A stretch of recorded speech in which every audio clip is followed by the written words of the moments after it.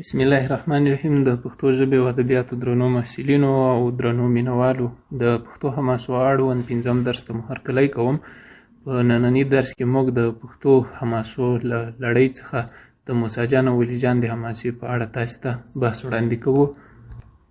د دې درس تر پای وروسته به زده کوونکي وتوانیږي چې د موسی خان حماسې عمومي مفهوم او ماهیت تشریح کړي. د دې حماسې عامې ځانګړنې لکه ژوند، جګړه، حیوانات، چل او سفرونه وپېژني او تحلیل یې کړي. د حماسې خاصې ځانګړنې د پښتني کلتور په رڼا کې وڅېړي. د پښتني ټولنیزو ارزښتونو پګړۍ، ناموس، قبیلوي نظام او نورو انعکاس په حماسه کې درکړي. د شفاهي ادب رول د حماسې په جوړښت او انتقال کې تحلیل کړي. د ښځو د فعال رول اهمیت د حماسې په پیښو کې وارزوي. چې د دې درس تر پای ته رسېدو وروسته به تاسې په دغو موخو او اهدافو باندې رسېدلي وئ. د موسی جان او ولی جان د حماسې ځانګړنې: د پښتو شفاهي ادب مهمه حماسه ده. د حماسې ټول شرایط پکې بشپړ شوي، عامې او خاصې ځانګړنې لري چې په روانو کې به پرې بحث وکړو. عمومي ویش: د حماسې ځانګړنې په دوو لویو برخو باندې سره ویشل شوي دي چې په دې حماسه کې هم عامې ځانګړنې شته او هم خاصې ځانګړنې. چې خاصې ځانګړنې د پښتني چاپېریال خپلې ځانګړنې دي چې یوازې په پښتو حماسو پورې اړوند دي، او عامې حماسې د نړۍ له ټولو حماسو سره په شریکه ځانګړنې دي. لومړی د دې حماسې عامې ځانګړنې دي: د ژوند بشپړ داستان دی. د قهرمان ژوند له زوکړې تر مرګه د خوشحالۍ او غمیزو تفصیلي بیان پکې شوی. فرعي قهرمانان هم پکې شامل دي.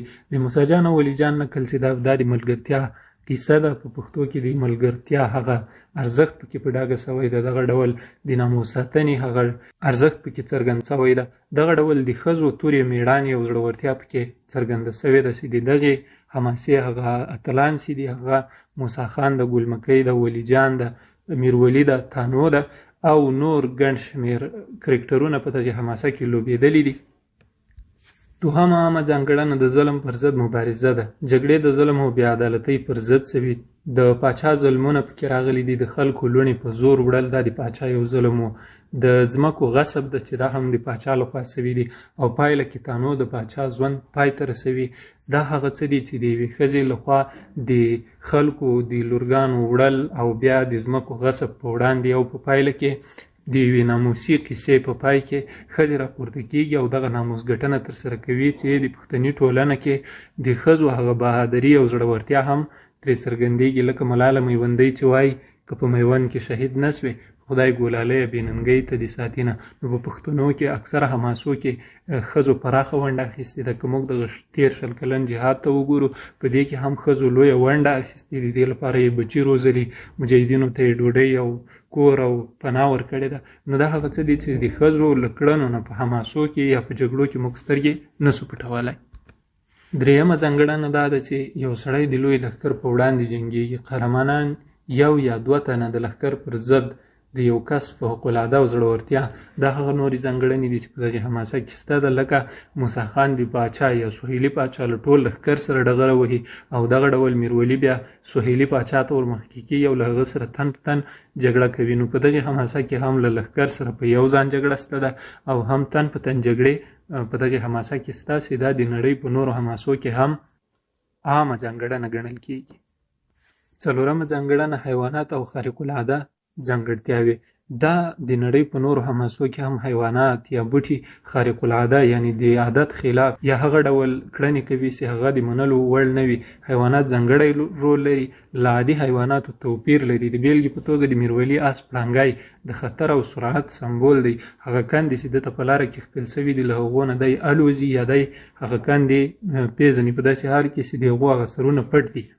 کبلې چې موسی خان ته خبر ورکوي. په دغې حماسه کې کبلې غږېدلې د موسی خان ته د خپلې مینې یا راتلونکي په اړه ځینې وړاندوینې کوي. نو ګورو چې دلته هم حیوانات او هم بوټي هغه خپل خارق العاده یا د عادت خلاف کار یا کړنې ترسره کوي چې دې ته موږ اسطوروي یا افسانوي برخه هم ویلی سو چې په لرغونو حماسو کې دغه ځانګړنې باید موجودې وي تر څو هغه د حماسې په تول پوره وخیسي.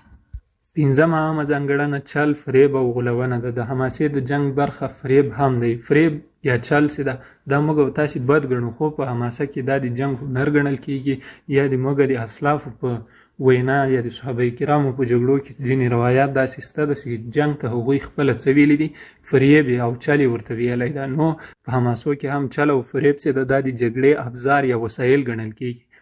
د دښمن د ماتولو لپاره چل، دغه چل چې کله په جګړه کې کارول کېږي دا د دې لپاره ده چې هغه مخامخ غلیم او دښمن چې د هغه تر څو مات کړي په ګونډیو کې او خپله بریا ته ځان ورسوي. لکه د موسی جان او ولی جان په حماسه کې سهیلي پاچا د ګلمکۍ جامې اغوندي او موسی جان په چاقوانو یا په برچه باندې وهي.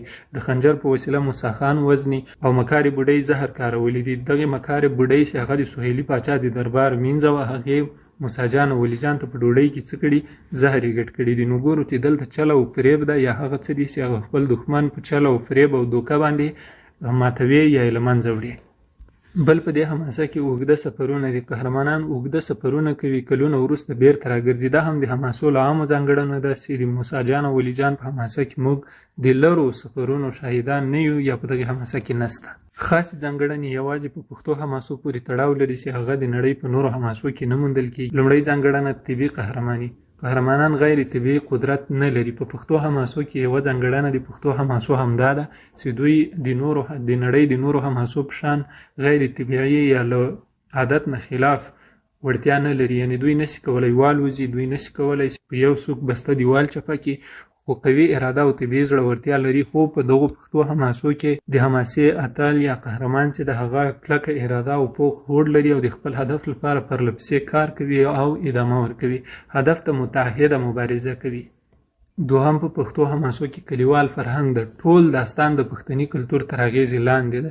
د کلیوالو ارزښتونه انعکاس کوي لکه پګړۍ، ناموس، قبیلوي مشري او نور. دا د پښتو د ټولو 2-3-4 حماسو چې په فولکلور کې موندل شوي دي په هغو کې دغه ځانګړنې سره شریکې دي. نو ځکه دا د پښتو حماسو خاصې ځانګړنې ګڼل کېږي. دریم ټولنیز دودونه. د ولی جان وصیت دی چې د مشرۍ انتقال به د ده زوی ته کېږي او د کورنۍ وقار به یې ساتل کېږي چې د ولی جان زوی میرولی نومېده. څلورمه خاصه ځانګړنه د پښتو حماسو هغه دودیز علاج او تجربې دي.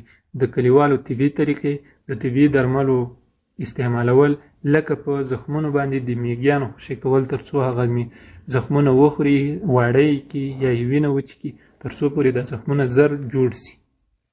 په پښتو حماسو کې پنځمه ځانګړنه د ښځو ونډه ده. ښځې فعال رول لري، یوازې قرباني نه بلکې مبارزه کوي.